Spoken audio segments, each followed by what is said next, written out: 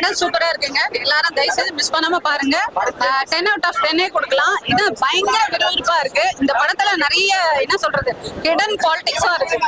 So hidden politics நீங்க already politics அடிக்கடி read பண்ணிட்டு இருக்கீங்க அப்படின்னு சொன்னா இந்த படம் கண்டிப்பா உங்களுக்கு புரியும். Scene by scene, frame by frame எல்லாமே பக்காவா இருக்கு. விஜயகாந்த் தான் முதல்ல யூஸ் பண்ணிருக்காங்க. ஆனா அது பார்க்கும்போதே நமக்கு ஃப்ரேம் வந்து அது விஜய் தான்ன்றது உடம்பு ஸ்ட்ரக்சர் நமக்கு நல்லா தெரியும். ஸோ விஜய் தான் அதை ஆக்ட் பண்ணிருக்காருன்றது கிளீனா தெரியுது. கொஞ்ச நேரத்துல அவர் ரிவீல் பண்றாரு அது விஜய் தான் அது. ஸோ அந்த சீன்லாம் ரொம்ப நல்லா இருந்தது. அதே மாதிரி இந்த காந்தி நேரு அப்படின்னு சொல்லி யூஸ் பண்றாங்க.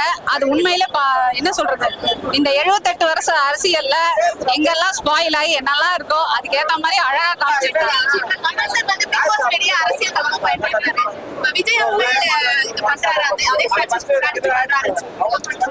அரசியல் ஸ்ட்ராட்டஜி இல்ல, இது வந்து படம் வந்து என்ன சொல்றது தன்னுடைய குழந்தை காணா போனா ஒரு தப்பானவங்க வளர்த்தா என்ன எப்படி வளருமோ அதை தான் காமிச்சிருக்காங்க.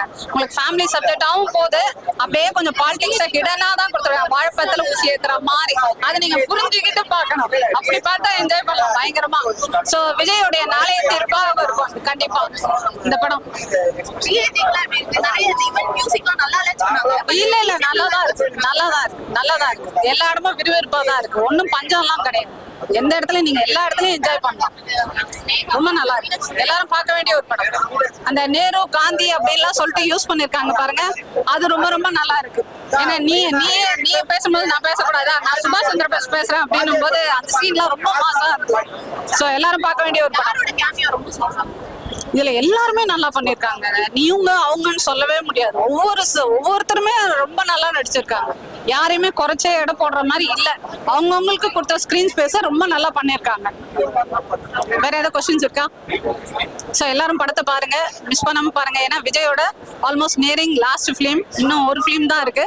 அதனால கண்டிப்பா நம்ம விஜய் எல்லாரும் மிஸ் பண்ண போறோம். இந்த அரசியல் வந்து சாக்கடையா இல்லாம இருந்திருந்தா இன்னொரு புது ஆளுங்க வர வேண்டிய அவசியம் இருந்திருக்காது. சோ இந்த சாக்கடையை கிளீன் பண்ணணும்னா கண்டிப்பா ஒருத்தர் புதுசா வந்துதான் ஆகணும். அதனால மக்களும் நம்ம மாறவும் மாட்டாங்கிறோம். எல்லாம் பழைய உப்மாலே உட்காந்துருக்காங்க. ஸோ அதெல்லாம் மாத்துறதுக்கு ஒரு புது ஆள் தேவைதான். அதுலயே பாத்தீங்கன்னா கார்ல CM 2026 கார் நம்பர் வரும். ஸோ அதனால கண்டிப்பா வந்து என்ன சொல்றது புதுமையை நம்ம வரவேற்க தயாரா இருக்கணும் இப்ப இருக்கிற இளைய சமுதாயம்.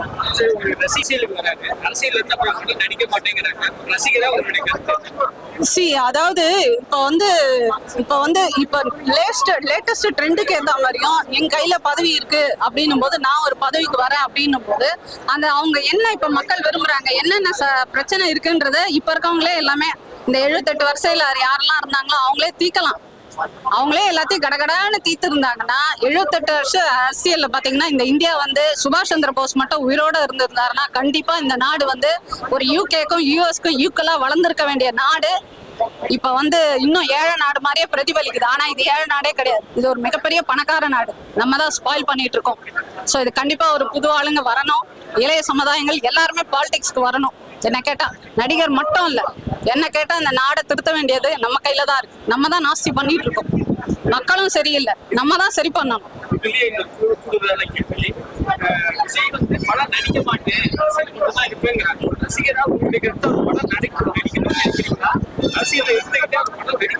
பிரச்சனை என்னன்னு கேட்டீங்கன்னா அவர் அரசியல் வர்றது சந்தோஷமும் முழுசாவும் பட முடியல, மிஸ் பண்றாரு அப்படின்னு இந்த இடத்துலயும் வந்து இது பண்ண முடியல. எல்லாமே வந்து என்ன சொல்றது கடவுள் பாதி மிருகம் என்ன அந்த மாதிரி சந்தோஷம் பாதி கவலை பாதி. ஏன்னா அவர் விசில் போடுன்ற ஆடுற சாங்ஸ்ல எல்லாம் பாத்தீங்கன்னா அவ்வளவு தி பெஸ்டா இருக்கு. அந்த மாதிரி ஒரு அழகான மூமெண்ட்டை கண்டிப்பா எந்த ஹீரோவும் கொடுக்க போறதில்ல. அதெல்லாம் கண்டிப்பா நம்ம மிஸ் பண்ணோம். அவருக்கு வந்து இப்போ 49 or 50 year ரன்னிங் இருக்கா அப்படின்னா but still he is acting like 20. கண்டிப்பா நம்ம மிஸ் பண்ணுவோம். யோசிச்சு பாருங்க, இந்த இடத்த யாரு இது நிரப்புறது? விஜயோட இடத்த யாராடையும் நிரப்ப முடியாது. ஏன்னா அவரோட கியூட்டான ஒரு ஆக்டிங், கியூட்டான டைலாக் டெலிவரி, இதுல வந்து பாத்தீங்கன்னா இத்தனை வருஷம் ஒரு நல்ல ஹீரோவை மட்டுமே நம்ம பார்த்தோம். பட் இதுல ஒரு சைக்கோ வில்லன் மாதிரி நடிச்சிருக்காரு. அவ்வளவு தி பெஸ்டா இருக்கு அந்த வில்லன் கேரக்டர். ஒரு சைக்கோன்னா எப்படி இருப்பாங்க, வெறுப்பேத்திக்கிட்டே இருப்பாங்கல்ல சுத்தி இருக்கவங்கள, அவ்வளவு அழகா எடுத்திருக்காங்க. இதுல இன்னொன்னும் சொல்றேன், இதுல ஒரு இந்த படத்துல ஒரு பாடமும் இருக்கு. சின்னதா ஒரு பாடம் தான். எப்படின்னு கேட்டீங்கன்னா அந்த படத்துல நிறைய அந்த குழந்தைய மிஸ் பண்ண சீன்ஸ் வந்து ரொம்ப எமோஷனலா காமிச்சிருப்பாங்க. ஸோ எல்லா பேரண்ட்ஸ்க்குமே நான் என்ன சொல்ல வரேன், என்னதான் இருந்தாலும் ஏன்னா என் ஃபேமிலியிலே நடந்ததுனால நான் சொல்றேன், இந்த பேரண்ட்ஸ் எல்லாம் என்ன பண்றாங்கன்னா அம்மா வந்து குழந்தைங்க கிட்ட அப்பாவிட்ட நம்பி கொடுக்குறாங்க பாருங்க. அந்த இடத்துல தான் இந்த குட்டி விஜய் தொலைஞ்சு போயிடுவார். சோ அது உண்மையிலே வந்து நம்ம அப்பா தானே அப்படின்னு சொல்லிட்டு கொடுக்குறோம், இல்ல சொந்தக்காரங்க தானே அப்படின்னு சொல்லிட்டு இங்க போயிட்டு வா அப்படின்னு சொல்லி கொடுப்போம். ஆனா அந்த பெத்த அம்மாவை தவிர சத்தியமா சொல்றேன், அந்த அப்பாவோ இல்ல கூட இருக்கவங்களோ யாருமே வந்து அந்த அளவுக்கு அந்த குழந்தைய ஃபுல் கேர் எடுத்துக்க மாட்டாங்க. இப்ப இந்த படத்துல என்ன, அவர் வந்து ஆபீஸ் அந்த ரிசப்ஷன்ல போய் சைன் பண்ணிட்டு வர்றதுக்காக விஜய் போவார். மீன் டைம் அந்த குழந்தை காணா போயிடும். இதை தயவு செய்து கொஞ்சம் யோசிச்சு பாருங்க. ஏன்னா நான் நிறைய பேரை பாக்குறேன், நிறைய அப்பாக்கள் இங்க உட்காந்துட்டு நாங்க போயிட்டு வரேன்னு சொல்ற அப்பாக்கெல்லாம் நான் கண் கூட பாத்திருக்கேன். சோ இந்த மாதிரி ஏகப்பட்ட குழந்தைங்க மிஸ் ஆகுது. எனக்கு அப்படியே இந்த பர்சனல் லைஃப்ல போன மாதிரி இருக்கு. ஏன்னா நிறைய பேர் இந்த மாதிரி ரொம்ப அந்த அப்பாக்கள் நிறைய பேர் வந்து கொஞ்சம் பொறுப்பு இல்லாம இருக்காங்க. தயவுசெய்து இந்த படத்தை பார்த்தாது இந்த குழந்தைங்களை எப்படி பாதுகாக்கிறது, இந்த அம்மாக்கள் ரொம்ப ஜாக்கிரதையா இருக்காங்க. அப்பா தானே அப்படின்னு சொல்லிட்டு குழந்தைய கொடுத்துறாது. ஏன்னா நான் நிறைய அந்த மாதிரி அழுததை நான் பார்த்திருக்கேன், அம்மாக்கள் அழுததை பார்த்திருக்கேன். தொலைச்சது அப்பாவா இருக்கும் பட்சத்தில், அதனால சொல்றேன். சோ இந்த படத்துல பார்த்தாவது கொஞ்சம் இந்த பேரண்ட்ஸ் எல்லாம் கொஞ்சம் டேக் கேர் பண்ணணும். கிட்ஸ் ரொம்ப எமோஷனலா அப்படியே அந்த யாராவது அந்த பாதிக்கப்பட்டதை பார்த்திருந்தாங்கன்னா ரொம்ப ஃபீல் பண்ணுவாங்க. அதை நல்லா எடுத்திருக்காங்க.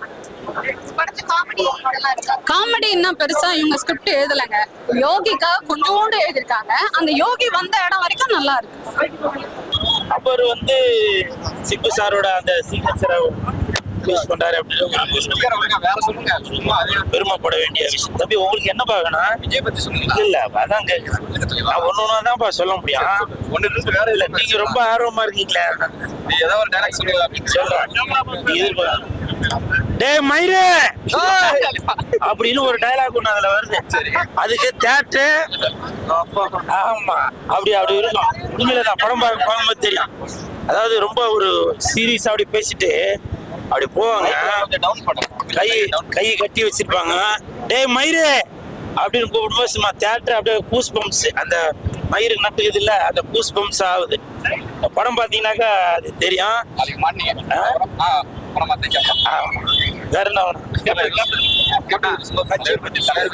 அதே மாதிரி சிஎஸ்கே கூல் சுரேஷ் கட்சி, அது பேர் உள்ளது படத்துல கிளைமாக்ஸ்ல வந்து ஒரு 1/2 அப்புறம் தோனி வராரு, அப்புறம் எஸ்கே சிவகார்த்திகேயன் வராரு, நிறைய பேர் வராங்க. படத்தை பாருங்க, பாத்தீங்கன்னா அதே மாதிரி ஃபைட்டு வந்து சும்மா இங்கிலீஷ் படம் மாதிரி டாம் குரூஸ் மாதிரி ஃபைட்டு. இவர் திலீப் சுப்ராயன் நினைக்கிறேன் மாஸ்டர், நல்லா சூப்பரா இருக்கு. கேப்டன், ஏன்னா இன்னைக்கு விஜய் சார் வந்து இந்த அளவுக்கு வளர்ந்துருக்காரு அப்படின்னாக்கா அப்பவே 25 வருஷத்துக்கு முன்னாடியே கேப்டன் அவர்கள் வந்து விஜய் சாருக்கு பின்புலமாக இருந்து செயல்பட்டவர். ஸோ அவரை வந்து இந்த இதில் சிஜியில் காமிச்சிருக்கிறது ரொம்ப சந்தோஷப்பட வேண்டிய விஷயம். மொத்தத்தில் படம் நல்லா சூப்பராக இருக்கு, அருமையாக இருக்கு. ரசிகர்களுக்கு ஒரு பெரிய ட்ரீட் அது. மோகன் சரிங்களா? மோகன் அவர் வில்லனா வர இது வரைக்கும் பேர் ரொம்ப சாஃப்டான கதாநாயகனா பார்த்துட்டு இருந்தேன். இதில் அவர் ஒரு பாட்டு ஒரு வில்லனா வராரு. எல்லாரும் எதனா ஒண்ணா சொல்லுவாங்க. அதாவது இப்போ மூச்சு அடைக்க நான் பேசுறேன், இந்த கமெண்ட்ல போடுவாங்க கூல் சுரேஷ் கூட சரியில்லை அப்படின்னு. அதனால எல்லாம் யாரை பத்தி எதனா ஒரு குறைகள் சொல்லிட்டு தான் இருப்பாங்க.